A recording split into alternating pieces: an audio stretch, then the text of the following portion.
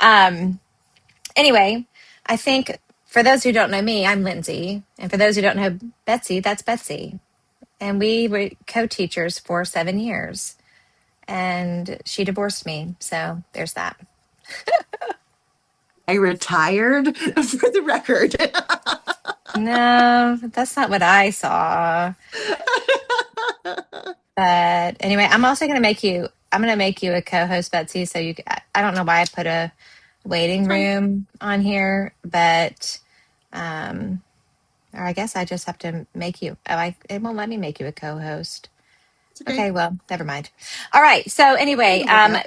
throughout the discussion today, you're more than welcome to ask questions in the chat and we will get on to those. But we did have a presentation that we had done another time that we thought might be applicable to this Zoom. So I'm going to share my screen.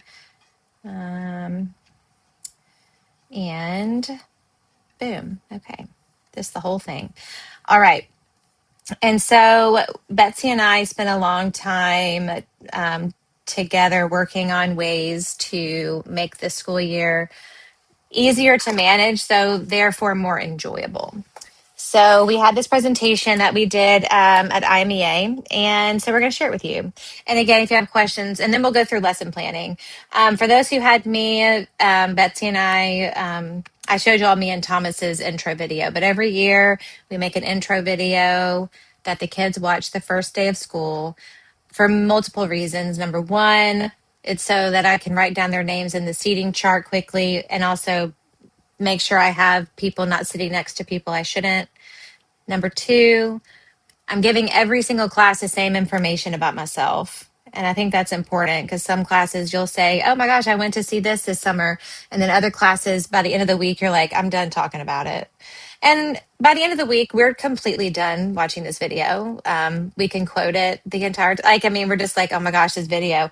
But it's a fun way. We announced um, the programs we have for the year. We talk about that's Carl, our green dog. We're the Snowden green dogs, and so that's Carl, and he says Orff, Orff, Orff. Um, and we're just really cheesy like that. So it's really fun, but again, it's just consistent and also gives me a small break. Um, and then Betsy, if you want to talk about this. Um, so some of you had this in your levels notes, depending on which level you took with me this summer.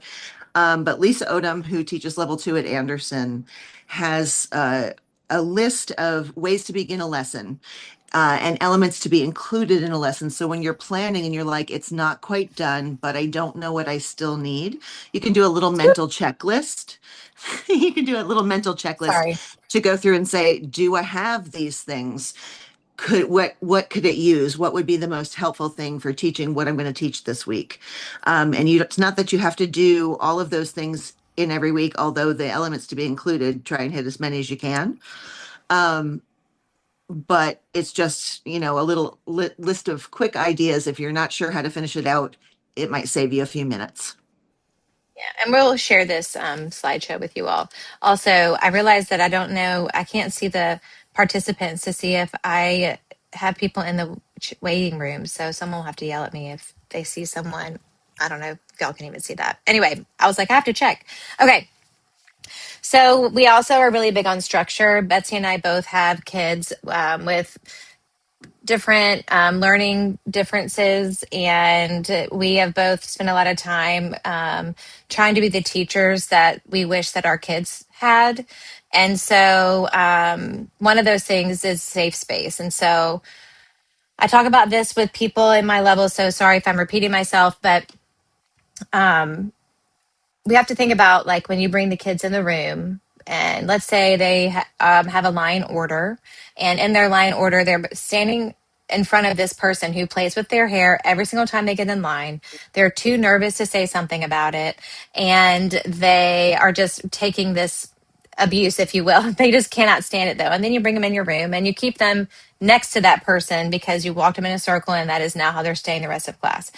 Then it's not changing their it's not creating a different space for them. You're just doing the same thing the teacher does, and you're keeping them next to each other. They don't want to be, but this little kid's not going to say anything because they're too nervous. And so think hard about, when you set up your room, try to get them into a different space than they are outside of your room.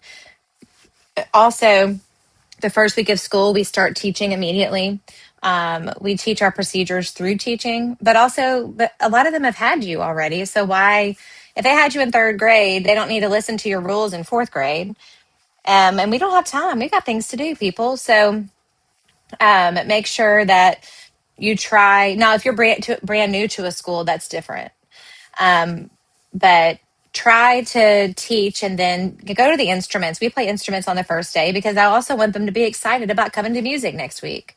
I want them to like not know what's going on. I want them to be like, what are they going to do? What are we going to do today? So like kindergarten, they play egg shakers the first day because why not, right? Fourth and fifth grade, we'll go to the xylophones the first day. We've got things we have to learn. So just try thinking about it in a different way, less lecturing and more letting them explore and just like start teaching. We really don't have a lot of time with these kids. We also are really big on seating charts. It helps you learn the kids' names. And that way we're able to, shout out the kids who are doing well, because a lot of times it's the kids we have to correct that get the most attention. We also are sure that there are things in our lesson that is the same every time. They're not going to be in the same order or at the same time, but it's something that is repeated every time they come. So, and we're really big on positive reinforcement. We have a sticker store. We have a vending machine. I think those are pictures of these coming up in this presentation later on. So we can talk more about that later on. Betsy, you want to take this? Sure. This is just Um, we go through. Yeah, go ahead. Yeah. So every time the students come in, we sing the objective. We put it to Ding Dong Digga Digga Dong that year, and I think you probably are still using that one. We've put it to some other pieces that they've needed to learn as well. You can, as you know, put words to any piece in the entire world, but this one is great because it's really doable by the big kids and the little kids on different levels. The little kids can play a bordune and sing this. The big kids can play any one of the accompaniment ostinati and sing this. And also, it gives the entire school something that they know how to sing besides our school song and lift every voice and sing and the things that we do all the time. So when your principal wants you to sing for the administrators from the board who are coming through the building, they can tell them what we do in music class every week. Yes, and then we also did it with Ding Dong Diggity Dong because that was one of our program pieces that year. And so you don't have to pick a volumes piece. It could be any piece that you're learning that year because the kids don't want to learn that song and sing it for 100 years. That's boring. So we found ways to make it a little bit more engaging because then they started playing, we started learning the Ding Dong Diggity Dong words. And they're like, wait, we know this song. I was like, I know, you're so cool. So anyway. It's time for the instrument of the day. Woo! Most exciting part of the day. What are we going to get to play at the end of class when we do a good job? The younger kids, we help them or we read a modified version of this to them. We just kind of improvise the modified version and tone down the vocabulary words. The older kids read it to each other. And then often there's a video of a professional playing the instrument, but not always. And at the end of class, when we've gotten through all of our objectives for the day and we've had a good on task class, everybody gets to pass the instruments of the day around. So we might have 2 or 3 Cocoricos to pass around. If you only have one, that's fine. It doesn't take very long. Yeah, and we do this with classroom instruments because they learn about the instruments of the orchestra later too, but they don't get to like Mhm. touch those and play with those. And so this is again our positive reinforcement. Like, oh, it looks like you don't get the instrument of the day today. And one year we tried to get rid of the instrument of the day, and we tried to do a wacky fact of the day, and the kids were still like, "Well, what's the instrument of the day?" And they got mad, so we had to put it back. So they are obsessed with the instrument of the day. So make sure if you're going to start something like this, make it be something that you're willing to do for 100 years. We finally had to do, like, we have 2 years of instruments of the day we've had to like buy instruments. So we have enough instruments on the day, but they love it. And then we share usually a video of, or some type of photos or, yeah, photos or videos of them playing the instruments in an authentic way. So the kids enjoy that. I don't know why it just starts playing when we open it. But go ahead. Oh, this will make me cry. I know. This is my last year with the kids. But school song, if you don't have a school song, have a contest with the kids to come up with the best words to something that you want to be the melody to your school song, or write a school song with the fifth grade class or something like that. Because when you get the whole school buy-in, like we start our faculty meetings with this school song sometimes. We start all of our parent meetings with the school song. Any assembly we have where we need to get the students' attention, we just start singing the school song and everybody goes on. We had a new superintendent, and this was her walkthrough of the school, um, and the students sang in the courtyard for her. Yes. So, am I supposed to push play? Do you think I'll push play? People can watch it. It's sweet. I don't know. Can you hear it? Can you hear Nah, it? Probably not. Okay, you can watch it later. Anyway, it's really sweet, and the kids are singing it. But again, like we also like everyone learns America, lift every voice and sing, and we also have like this welcome canon that Viv Murray Caputo wrote. We have these staples like lift every voice and sing. The entire school learns with sign language because the little kids it's it's a too hard wide for them. range. It's too hard, but they know the Yeah. sign language. And it's just a song that the entire school knows. We have a Black History program. And it's just a powerful song, especially living in Memphis. It's a big deal. And America, they learn, certain Also grades in have sign the, language. Yeah. yes, and they have certain grade levels have patriotic things in their curriculum. And then also, that's what our fifth graders have to use to audition for the all state anyway. So it's nice. So just having some songs that your whole school can learn. It's also really cool, like when you can end an assembly and like even alumni are singing the song. This song has been around for a long time. It kind of went away. And so when Betsy found it, she was really the person who brought it back. But you'll see that person standing in the back with the green jacket. She is an alumni of Snowden, and her dad was the band director for a long time. And so, like, she shouts it loud and proud, and so it's been really cool connection with the community. So when we have hard songs, we make cheat sheets, and the cheat sheets they Velcro to the side of the instruments because, why would we force these kids to memorize things that we can actually make it easier? And when you make it easier for them, you make it easier for us. So if I go, hey, go look at that orange cheat sheet, we're going to play that song, and they like practice for 30 seconds, and they go, oh, yeah, yeah, yeah, I know what this is. Um, and They're so not actually they're not actually reading the cheat sheet at that point. It's a reminder of what we did, and they can get back on if they get off, and they can figure it out from where they are. mhm, yeah. And it's also helpful for those kids who can't see the board from far Hmm. away because when they're at the xylophones, they do have to walk a little bit away from the board. And so this is the kind of stuff we have on the board anyway.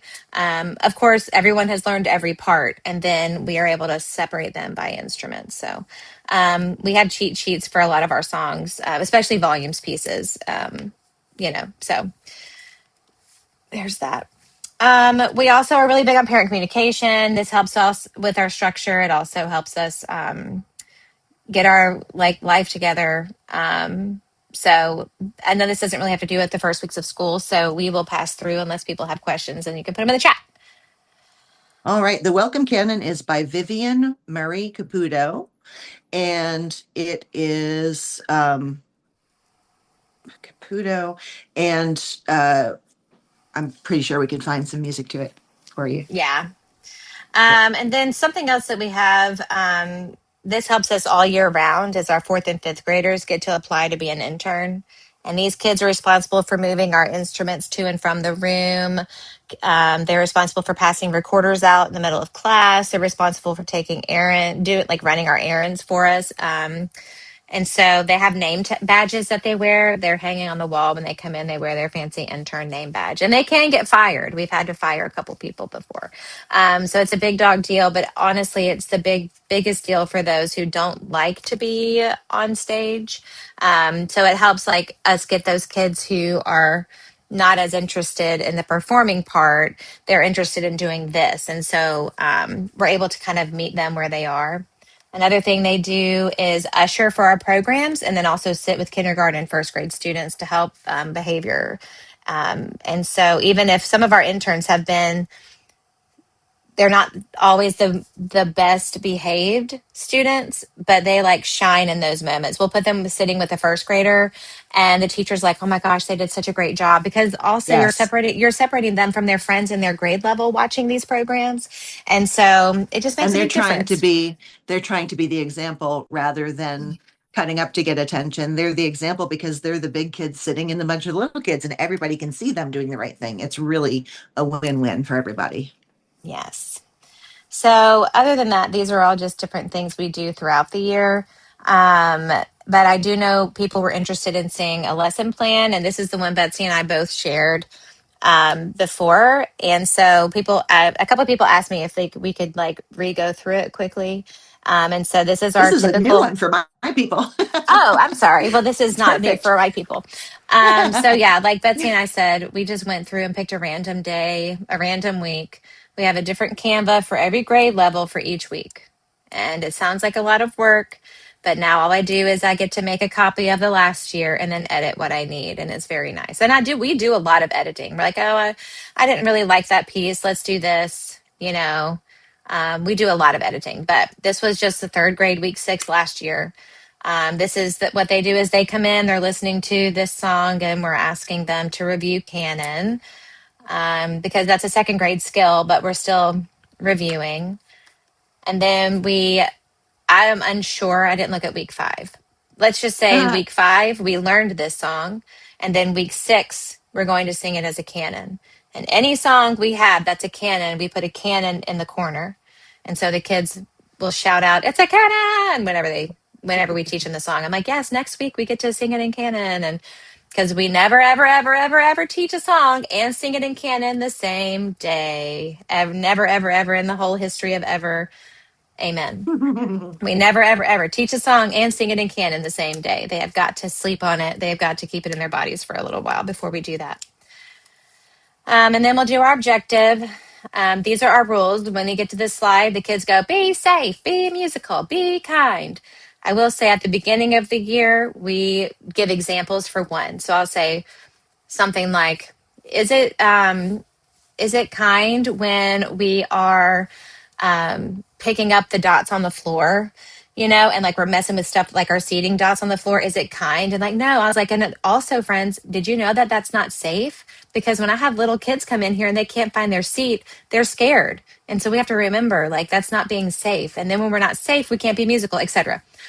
In the beginning of the year, we'll just give a small example of one of these things just to make sure. And then, of course, our instrument of the day. It was the Thunder Tube this day. Very exciting. This is a demo on how to play the Thunder Tube. Also very exciting. And then we are learning this speech piece, which we will also do in canon one day. Canon. So it doesn't have a canon in there yet. But anyway, here's another canon. And like we have these additional things in here. This could have been something where we were like, skip it. It could have been something that was like, oh, we need to do this. So, we have all these extra things in there. But this is a song. And then I think, Betsy, is that the B section? It Is that, is. is it Yes. spoken or is it sung? Yes. So it's sung That's what I A thought. section, spoken B section. Yeah. So same in different sections, etc. Then we had been learning this song. So they've already sung this song and they know this song, and we are playing the board tune to that. So we're going to the instruments and we're going to play some type of board tune to this song. So I think I don't know if I said it to you all, and Betsy will agree. The slides are less for the kids and more for us. So like that's Absolutely. why we put Bourdain really big. Oh crap, I gotta go to the instruments. Like that that's the whole point. Bourdain or canon today. You do it in canon today. So they're really more Yes. helpful for us than they are them. So we would go and we'd play a Bourdain, steady beat Bourdain, crossover Bourdain, whatever we were working on. And then we were creating we were using these ostinati to create, oh, hold on, let me admit this person. We were using these ostinata patterns and giving them a pitch stack, and they could play whatever notes they wanted on these. And we were creating, it could be a B section, it also could have been the accompaniment, whatever you need them to do for that. So that was our create portion, as well as playing instruments. Then we have Bickelbockel. We're transferring the words to instruments, which are the instruments on the side, Mhm. which was body percussion before that. Yep. And then So, students got to choose which instruments. Now they're on the slide because it's like our third week on Bickelbockel. And now we can create a form together. So they've chosen drums on the first line, maracas on the second line, boomwhackers on the third, and triangle on the fourth, because who doesn't love a triangle? And so now they can choose, okay, the first time through we'll just read it. The second time through we'll whisper it. The third time through we'll whisper with instruments, and then we'll just play instruments. yeah. And then we'll say, what do you want to do first? And we'll play like do an ABA situation or something like that. And then we'll do a dance, of course. Now, something to think about is they have they have learned pieces of this dance before. So it's like maybe 2 weeks ago we did the clap right, clap left, clap, clap, or clap, clap, clap, clap, clap. Yeah, da, da, da, da, da. That's it. We've already Mhm. learned that before, maybe. Okay. Or we've maybe done this push and bump thing, which is just like you're doing this with the kids. It's like a Mhm. push and push. We've done that another time. So when we're now able to put it together, it's not going to take a lot of time because they've been prepared. And So so, when you're planning and Little Shoemaker is coming and it's got clap right, clap left, clap, clap, clap, clap, clap, you can put that pattern in your echo body percussion the week before. You can put the push bump in the steady beat thing that you're doing with recorded music. You can do the, walking forward, turning around, and walking back the other way. There are lots of things you can do to teach this entire dance before you put it in a formation, and then it's review when they get there. so sometimes people like think, oh, I'm doing a folk dance today, and that's going to take half the lesson, but it really doesn't have to. And so it's good to find ways to incorporate pieces of a dance. Like, let's say this day was probably, one of the first doubles, like concentric circle facing a partner. So, like, it took us a minute to get there, but they know the rest of it. Right. And so you're still teaching them a new skill, but they're confident in the other part. So, just something to think about. And then these are just some mindful animals at the end of class. If we have time, I'll just have them do some breathing exercises or it's like yoga esque, if you will, but they're mindful, like mindful Or animals. because this is third grade, which for us is 2 o'clock till the end of the day, sometimes a class can't handle standing in a double circle facing partners. And so all we did with that dance is did it in a circle, in one big circle, and now we need a little more movement. So that's Yeah. like, that could be a calm down. It could be a backup plan. It could be a lot of things. Those extra slides at the end can really save you and give you a place to go, either enrichment or reinforcing something else or just going a different direction because the class needs that. hmm Yeah. I was telling people when I was teaching this summer, again, like the slides are more for me than them because I know when I click next, there's something because we always are going to have extra stuff. And so, like, sometimes, like, we even had this one first grade class that it was just, I can't even describe to you this first grade class. So we would have like a yoga video at the end because we were like, we just have to get something. We have got to get through something. And then if we do, we're going to have to get to here just to survive because sometimes you get stuck and you're like, I don't have anything to do. And then that's when it's really going to be bad. So always having something extra is really, really good. So big takeaways, start teaching the first day because why not? I don't want to Yeah. talk to them the whole time. I don't want to sit there and talk and be like, this is how you do this. And I've even seen people they practice going to the instruments and sitting down. And they don't even play them. I'm like, that's not helpful. They're going to forget that the next time they come. So anyway, that's kind of the gist of what we were going to talk about. Other than people asking questions, you can. I will say in 4 minutes, it's going to cut us off, and then click the link, and it will go back to.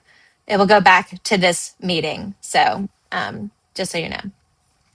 I see in the, oh, yes, okay. Oh, yes, the welcome cannon. Okay, yes. Yeah, we can send that. Um, so does anyone Yep. have any questions or burning questions about this information? Anyone have any feedback, pushback, questions, etc.? I have a question.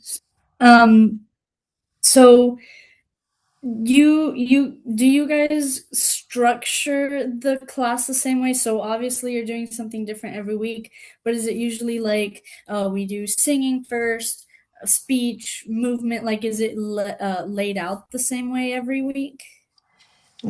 Not, No. not really.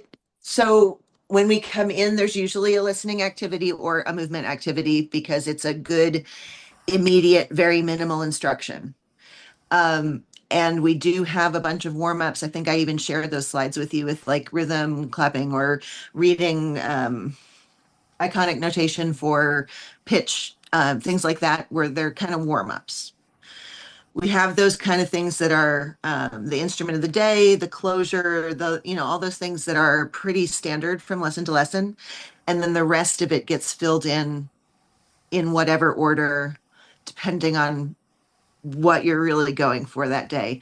And then at the end of the lesson planning, if you look at it and it's like, well, we did a lot of movement, but we really didn't sing anything major. We'll put in a canon, we'll put in a partner song, we'll put in something fun, a camp song, or we didn't have any movement that day, let's put a game in.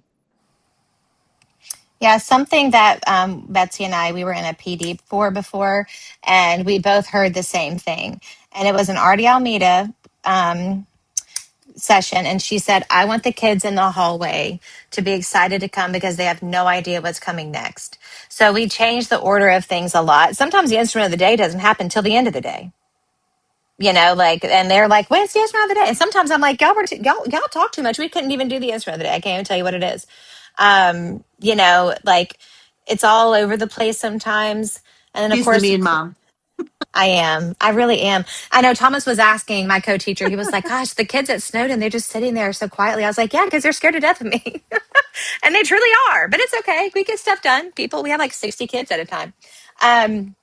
So anyway, it's good to change it up, but also have consistency. And what's important for kids is that they can be confident in something because they know something. If you do all brand new things that day, they're going to be like, I didn't feel like I could do anything right because they're learning the whole time. Instead, like having the sung objective and having the instrument of the day, like they know, oh, maybe I'll get to read that slide today or something, just having consistency in that, but not necessarily making it the same order of stuff, if that makes sense. Thank you. Okay, I have a question. Okay, I'm letting you know we're about to get cut off. So it's fine. Click the link though when we come back. We're gonna come back. It's gonna be fine. I just Okay. don't want you, so you can start, but if we get cut off, it's not Okay. because I hung up on you. Okay. Okay. I have a two-part question actually. The first one is how long is your class periods usually? And then B, like what is like, and obviously it's different for every activity you do, but like usually how much time do you spend on like one, like, or I guess not how much, but like what's the most amount of time you'll spend on like an activity? I guess is my question. So our 50 classes minute are, classes. yeah, 50 minutes a week if we're lucky, if they're dropped off on time and pick, etc. And then the rule of thumb is to spend as many minutes as they're able. Thought about it, and then how many how old they are is how many minutes. So like if they're in kindergarten, they're 5 years old, you shouldn't spend longer than 5 minutes on an activity. Now I'm not saying we do that. I'm not saying that happens all the time, but that's typically so. In a 50-minute period, we should have at least 8 to 10 different things. Um, The Now, the exceptions come when your activity is like we're singing and then we're playing a game. You can think of those as kind of two different things because first we were sitting and we were learning the song, and then we went over here and we played the game. And in the kids' world, that's different. Yeah. And then, you know, you can also keep going. Like with the older kids, especially, we'll even ask them, like, do y'all want to keep doing this or y'all want to move on? And sometimes, like, yeah. And sometimes they're like, let's go to something else. If they're getting squirrely, don't keep doing it. If they're getting squirrely, turn it off and move to something else because that just means that they're done. So that's kind of like that's our rule of thumb. Anyone else have any questions? Gosh, we are just that good, Betsy.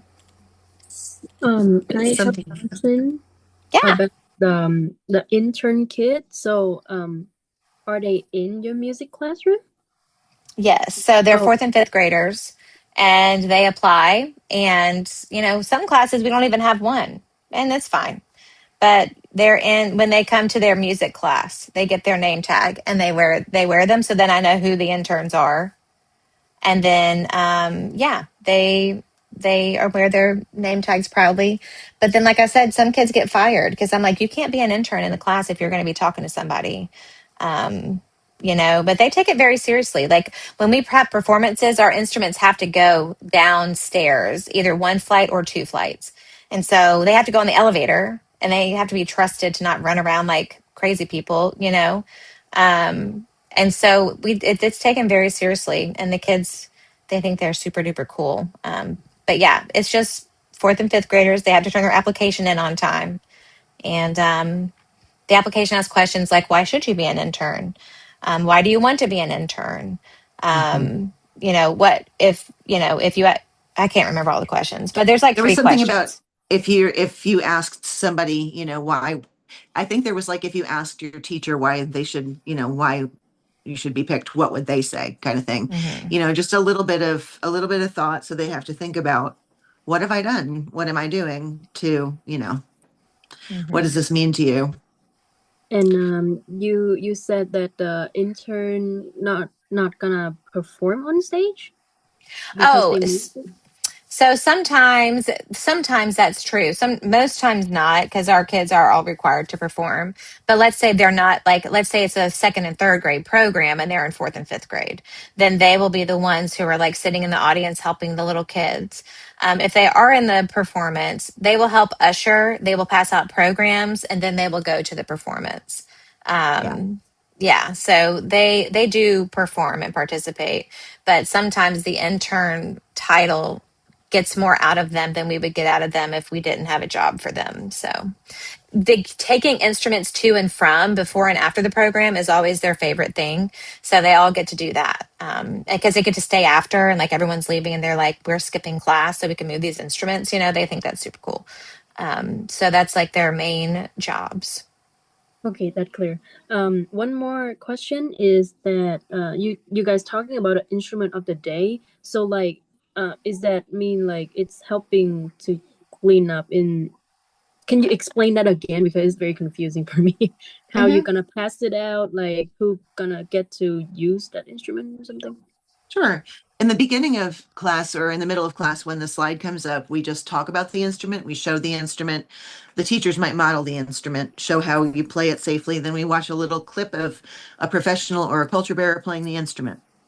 Later on, when it's time to line up, however many of those we have, we hand them to individual students and they play it, a few seconds, pass it to a friend, and go line up.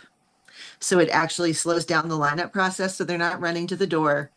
Um, and they get to pass it. They get to take as many seconds as they want. Obviously, if somebody's taking way too long, we'll say, "Hey, can you pass it on?" But basically, they're practicing taking turns. They're practicing handing it off to someone respectfully. They're exploring the instrument on their own terms, which is also really important. Understand. Thank you for clarifying my question.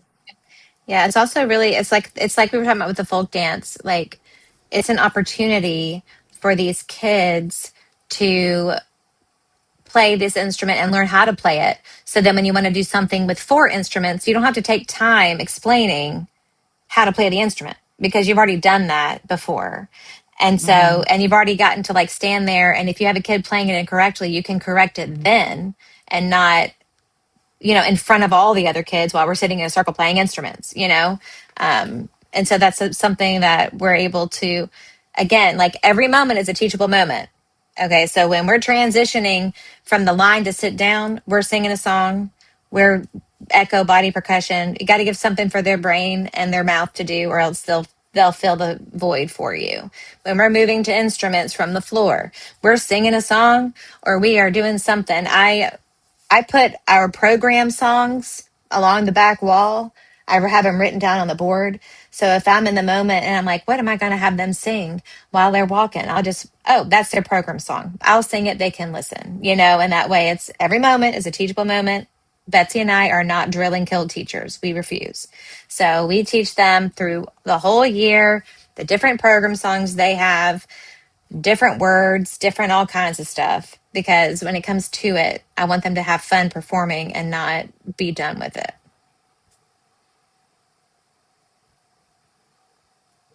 I think we definitely made that mistake early on where we pushed too hard with just what they were, we had this goal in mind and we went straight at the goal.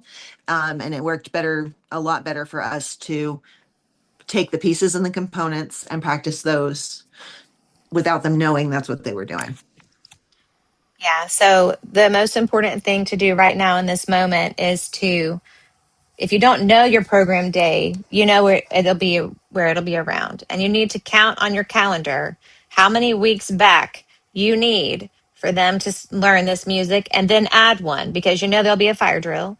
There'll be some kind of something, a snow day, too hot day, I don't know, whatever it is. So you need to find your program She's day. ignoring me.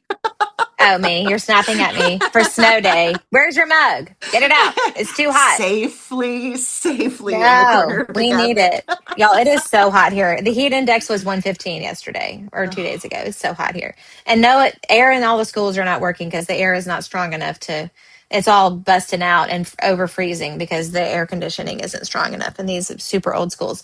Anyway, I digress.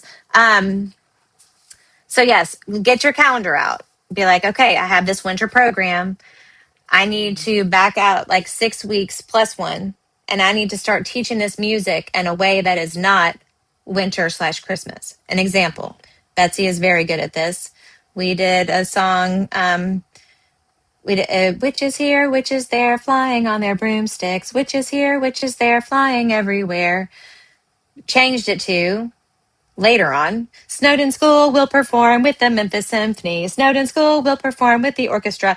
And so they learned it back in October. Their performance for that song is in March. They learned it with the October words. Then they relearned it/reviewed it with the new Snowden School words. And not only have they slept 100 times since then, so they've really got it, really well in their bodies. I've got kids going home and they were learning that on recorder on their own and then they come back and they go, oh, I know this song. And I'm like, go ahead, whatever, go grab it.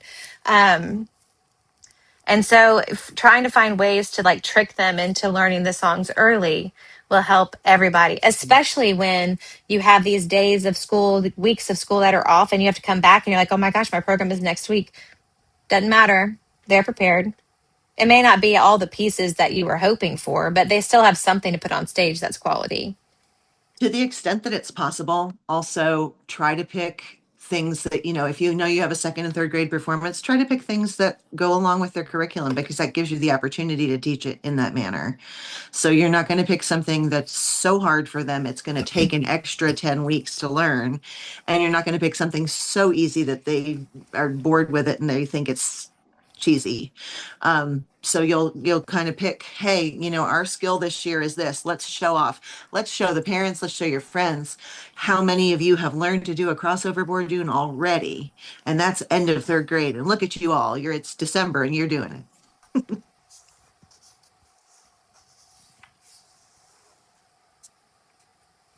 Anything Uh, else? what? I was just saying, anything else? Oh, there's something in the Oh, chat.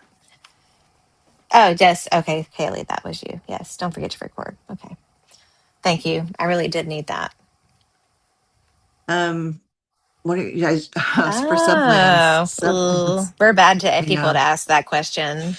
No, we're not, because there is like $100,000 worth of stuff in that room. It's true. And even if you have $5,000 worth of stuff in that room, you don't have another $5,000 to replace it. Find some videos that are music related. They're a musical. They can talk about, you can give them a coloring sheet to like look for what character, what instrument plays when, this character comes out or whatever, if it's applicable, and if it's not, um, I do have some non-movie sub plans, like curate your own playlist. If you were going to do a cover band album, what would you put on it, and draw your cover? But I really, really, really don't want the kids up and around or touching instruments. And I don't want the subs doing it either, because goodness gracious, some of them are worse than the children because they never got the demonstration. They just want to see how loud it can play. Yeah, So we have to be careful. Abby said she's recorded herself for like and leave videos for them. Mhm. And that's good too.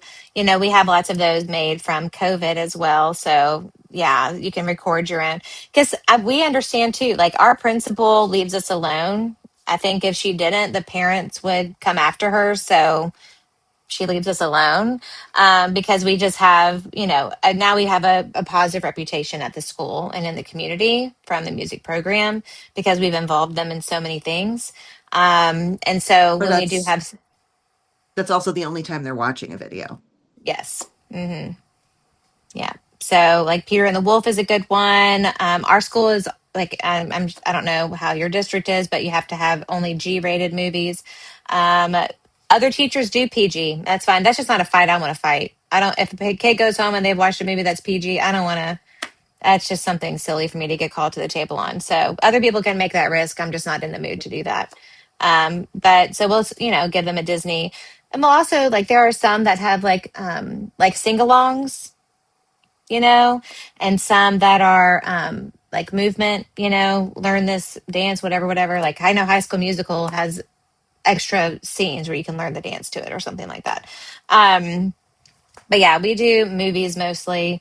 Um, Another thing that we have done on sub days is, I see Mimi has a remark about coloring pages and tempo tag and things like that.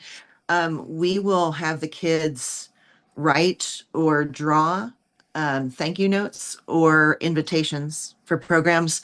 Thank you for donating this to our classroom, or we have a program coming on this date. We invite you to come. I can't wait. This is a picture of me doing what I'm going to do in the show. yeah, that I'll share that on the screen so y'all can see what that looks like, because the people love it. So They really um, do. we write on the board like what they should do. Actually, we stopped doing the writing, and we actually started printing the words, because some of the people couldn't read, and so we print the words now in the middle on the top, and the kids draw pictures for the people to come to the programs. And we send them to like the school board, we send them to the news outlets. This is our big program with the Memphis Symphony. We send them, sometimes we send them to the companies across the street, so they first off know they're invited, but secondly know that's going to be a very crowded day, because our parking in Midtown is like a downtown area. If you think about it, there's no parking at our school. And so like it's like, hey, just so you know, you're invited, but also just so you know, get to, Sorry, you there'll know be lots of people blocking your business for an hour. yeah. Yeah. We send it to like retired teachers. So they're like not, forgotten. We send it to all kinds of people. So it's really good. Have them put a movie on, and then we'll leave out the crayons that we like them to use, and we'll leave out, and then Betsy and I, we go back and we trace them so that you can see them. But we like to do that a lot for programs. And like she said, thank you notes for donations and different things that people have done for our school, or like we have someone come to do a program for our school, right? We can make things for that too. So yeah, that's something that we'll do for our programs. Yes.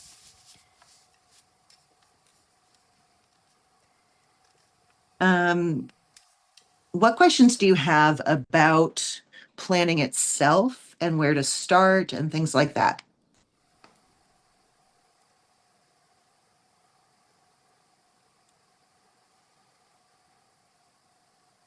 I think my problem is I don't know what to do first. Like I have ideas like games that we did, and I'm like, oh, I want to put that in, but oh, that talks about this, and I don't know when I'm supposed to teach that. So then I get confused and then I get overwhelmed because there's so many things to teach to get to the fun things. So I Mhm. don't know how to sequence everything is really what I'm concerned about the most, I think.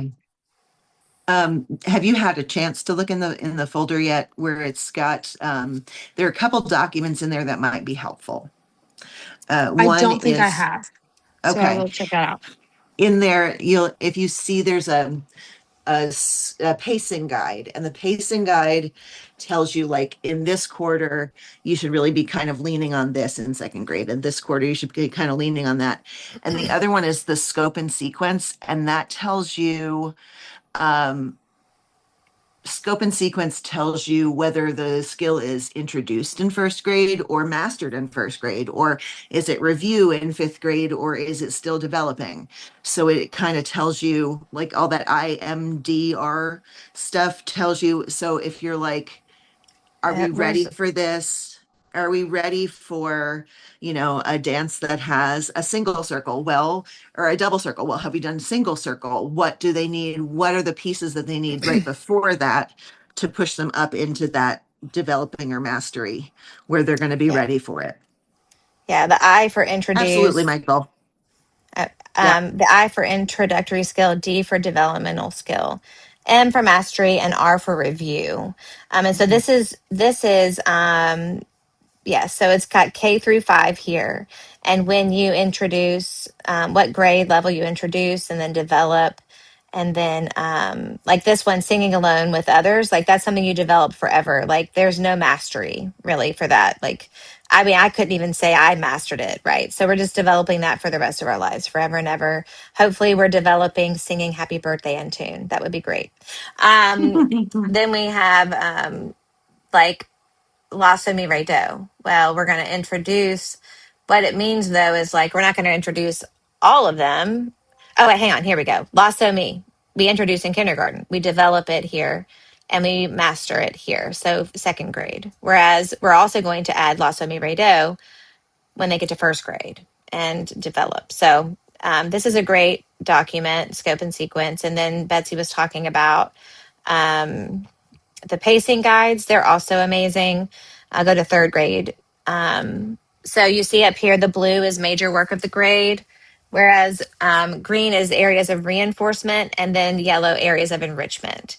So quarter one, third grade, our major work is going to be beat versus rhythm, and we have improvisation, traditional notation, melodic direction, again, improvise, rhythmic canon, pitch and size. And then this other, so those are like, oh, I've got to get those done in quarter one if I'm going to follow this pacing guide. Now, this is not the BIBLE. This is just an example of something that can be done.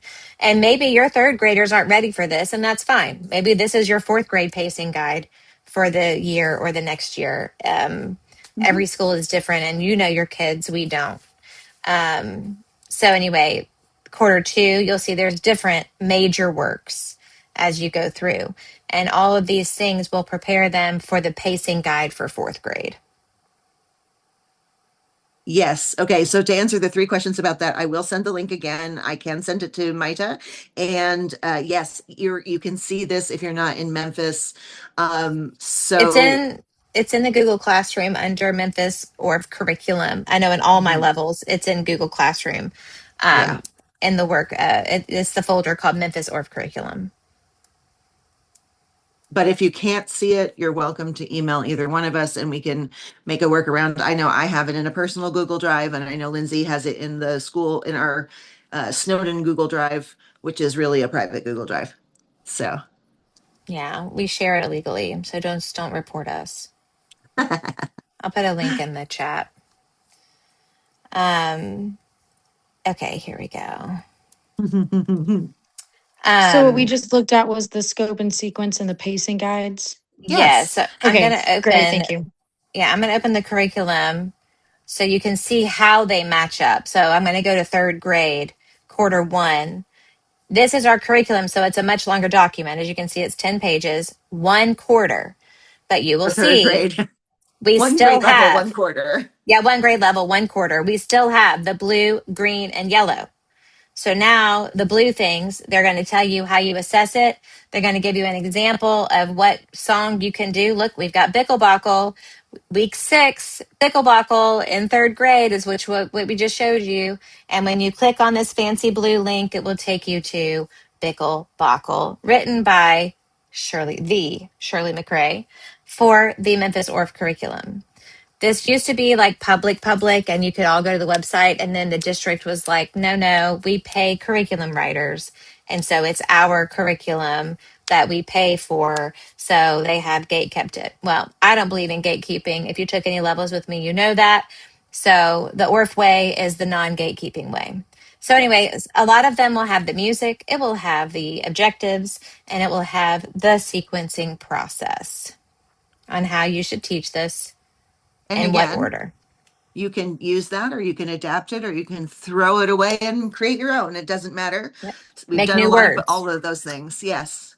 Yes. Mimi, what's your question? You don't which part don't you know?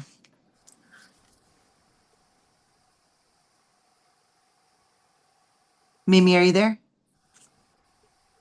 She might be typing it. I don't know. Oh, no, Okay. I was Oh, talking there. about how you guys said don't tell anybody that you share this.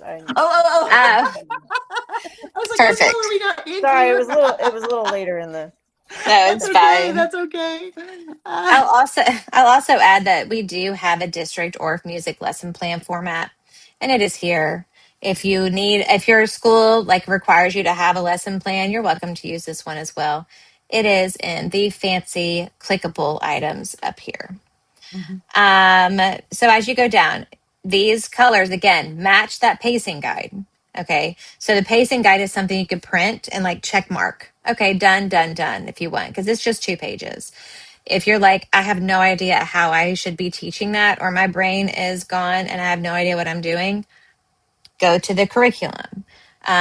We also have district provided rubrics for all the assessments. This is our singing one because there are some principals out there who are like, hello, I need you to have some type of concrete assessment, and I need to make sure you're doing, you know, you're like, you have to That show me your proof, your data. every child is getting assessed the same way. Mm-hmm. So, and it's nice to have the numbers. You could just pop a number. Sometimes with pitch matching, I'll put like a red dot or a green dot next to the kid's name, or I'll put a plus sign and a minus sign, and I'll make my own little key in the corner. This is what it means. So, anyway, again, this is third grade. This is only one quarter. And these are the standards that match our Tennessee state standards. So, that's Super what those similar numbers. to the national. Yes, super similar. So this is like perform 1D and then create 1.A. And you'll see too, sometimes the same song is in a couple places. That's correct. Not every blue thing needs its own song and activity. You in one song and activity, you could be doing 7 of the major works. So don't like pigeonhole yourself. That's why our objective is for every grade, for every class, students will be able to sing and play instruments, perform rhythmic speech and movement in order to we'll Create do this in musical order to ideas. create musical ideas, analyze music's Analyze elements, and music's connect elements it and connect it to our to our world. world. Yes. Sorry, I have to sing it.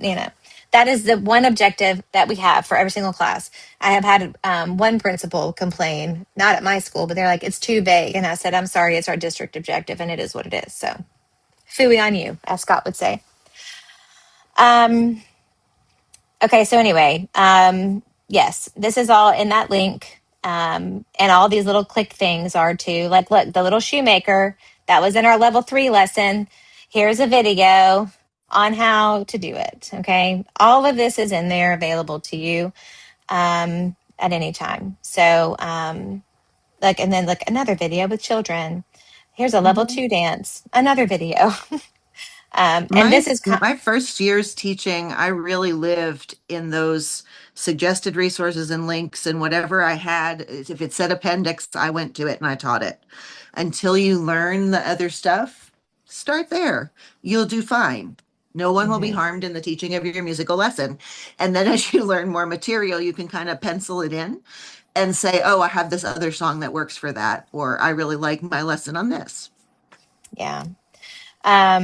And then also I will add, so these are all the resources provided to us by the district. So if you see STM, that is Share the Music, grade 3. However, Bonefish Bluebird is a very popular song. You could just Google it. If there's ever a song though, like Rocky Mountain, that's a Tennessee song. You know, it's the Tennessee Vols fight song. A lot of these songs you'll be able to find. If for some reason you can't, you can email one of us and we can take a picture of it and send it to you. Um, you know, no big deal. And then of course the things in the appendix are there for you.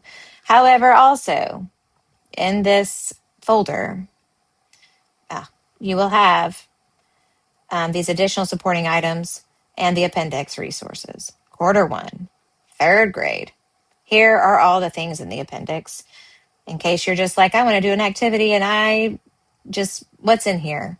I just need something. I got to start somewhere. Oh my gosh, look, who is Oh, look at that? that. I don't Betsy know. Carter. What? So we have a popcorn ABA situation. You have call and response. You have um, singing versus speaking. And we have a visual that you can use. Here's an idea of what your visual could look like, etc. Here are the concepts, and here is your process. Day 1, meaning week 1. Day 1, meaning lesson 1. This is all you do. Teach the melody, transfer the steady beat to the chord tune, and sing an A section. Done. Moving on. Day 2, whatever. Extension for for those classes who have got it going on and they're enjoying it. And also they did it in 3 minutes and you're like, oh my gosh, this was supposed to take 7 minutes. We are going to extend. So all the appendix resources are in these folders here.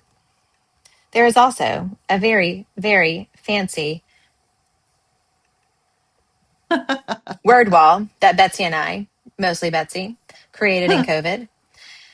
So if you are traveling room to room and you don't have a word wall situation, you can use this word wall. And all of these you click on, takes you to the slide, tells you about it, gives you a situation thing over here. Go back to the first slide, click on another word. Here you are. This is a bassoon. This is a video. If you're in that present view, it'll just go. It won't be so clicky. Right. Yeah. I can't do that because I'm only sharing this window or else I would. Yeah. And then you can go back. So we have this. That's just the A B C D E. The F G H I starts here. Um, and you know you could add your own if you needed to. Make yourself a copy of it. But this is in there as a resource too. I know that's especially hard for people traveling on a cart. So you could have this virtual word wall. And then we also have these word walls that you can print if you would like. All provided to you by Memphis Shelby County Schools. I'm trying to think if there's anything else in here. Oh, and the rubrics, those are the things that we clicked on earlier. And then these are empty folders. Or no, they're not. They're annotated, but they're not all full. That's the problem. These are the annotated PBO. I don't know if that's be important for you. This is the district-wide initiative that we had. So you're welcome to check that out at your leisure. But that's not something that we really do anymore. It's just something that was required for us to do. So that's a good way of helping you find a way to pace things out. Natalie, I know that was a really long answer to your question, but I hope it was helpful.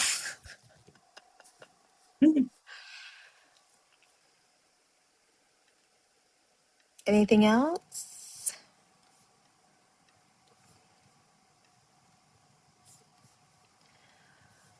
Well, as you know, Betsy and I are always a phone call or a text or an email away. As I have told all of the people that know me, if you don't hear a response, you need to text me about 17 more times because I've probably responded to you in my head and I have not responded to you in real life. So if you have anything you need, you are welcome to let us know. And I will share this recording whenever it gets done doing its thing. With the people who weren't able to be here. And yeah, so without any further ado, unless there's any more questions, we can go on to our merry lives. Have a great year, everybody. Yay! Let us know if you need anything. Thank you. Yeah, Thank you so much. you're welcome. Great to see you all. Yes. Thank you. Thank you, Betsy. Good to see you. You too, Anjang. Thank you so much. It actually helped a lot. Good. Good. Take care. You too. Dun, da, da. Let me stop recording.